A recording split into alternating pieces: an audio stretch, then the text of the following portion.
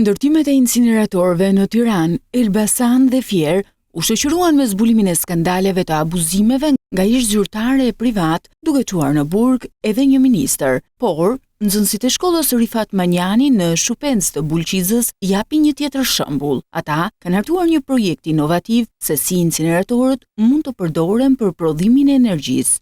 Në projektin e më përparshëm patëm krijuar një park lërash, i cili me angazhimet e tij pat shumë mbeturina dhe na erdhi në mendje një ide se si ti pastoni, edhe menduam që ta bëjmë këtë projekte dhe duke bashkëpunuar me mikrobitet.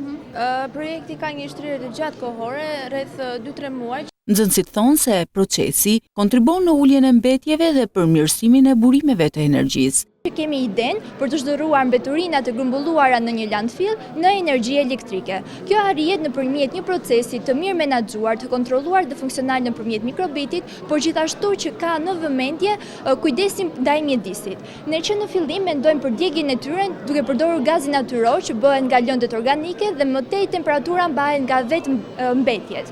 Një pjesë e rëndësishme e këtij projekti është fabrika e përpunimit, e cila është ideuar për të ruajtur ekuilibrin ekologjik. Gjithashtu kemi menduar për ndotjen e ajrit, ku nuk lejojmë që dymi dhe gazet të dalin në atmosferë në gjendjen e tij fillestarët, dhe kemi menduar për një sistem të posaçëm filtrimi duke larguar gazet e dëmshme që vijnë nga procesi i djegjes. Gjithashtu kemi edhe pjesën e ujit që ndizet në intervale të caktuara për të mos lejuar shpërdorimin e tij. Një element tjetër shumë i rëndësishëm i fabrikës sonë është edhe sensori i zhurmave, duke pasur parasysh se shumë fabrika kanë një problem të madh që është ai i nivelit të zhurmave të larta. Sensor na lejon ta mbajmë atë nën kontroll.